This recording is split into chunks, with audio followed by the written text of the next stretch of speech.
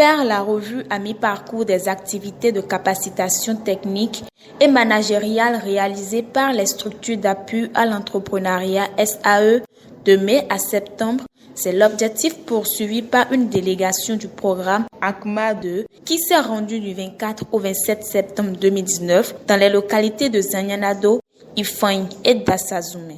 Et l'avantage de cette mission, je vais parler de la valeur ajoutée de cette mission, c'est de pouvoir dégager avec les acteurs, les prestataires et l'équipe de mise en œuvre les différents gaps qui existent dans la mise en œuvre, planifier ensemble avec eux, prendre des actions et planifier. Et nous avons aussi profité pour les sensibiliser davantage à intensifier le coaching, les visites rapprochées. C'est ça qui va nous amener vraiment à savoir si les données qui sont communiquées sont effectives. Après s'être entretenu avec les autres structures, notamment les ONG SIDEV et ASPAIF, la délégation a réservé la dernière étape de sa tournée à l'ONG Gradet dans la ville de Dassa. À chaque étape, l'équipe du programme ACMA 2 s'est réjouie du travail abattu par les SAE qui ont effectivement exécuté les programmes de formation et de coaching à l'endroit de ces jeunes bénéficiaires organisés en groupe d'apprentissage conformément aux clauses des contrats de partenariat. À quelques mois de la fin de leur contrat, je pense que ces structures ont quand même réalisé de bonnes performances. Elles ont beaucoup plus évolué déjà dans les différents résultats à atteindre, si bien, même s'il reste quelques résultats à atteindre, je crois que quand même le niveau de performance est élevé dans les 3 ONG parcourues, dans les 3 structures parcourues. Et je pense qu'à d'ici les 2 mois, je pense que nous serons à 100% de ces résultats.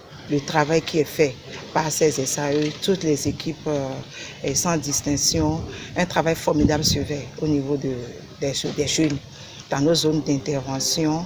Et c'est là l'engouement. Il y a même ceux qui ne sont pas les jeunes, qui ne sont pas ciblés, s'intéressent même aux activités et participent, ce qui est une très bonne chose. En dépit de ces performances encourageantes observées, les acteurs de mise en œuvre du programme de formation au profit des jeunes connaissent des difficultés qui constituent de véritables enjeux pour eux. C'est notamment par rapport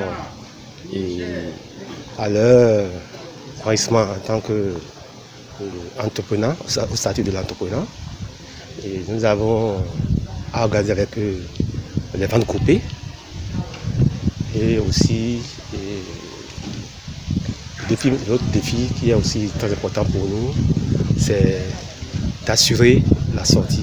Donc il faut que nous élaborions une stratégie de sortie, puisque dans un mois, nous sommes à la fin du contrat. Mais quelle va être la suite?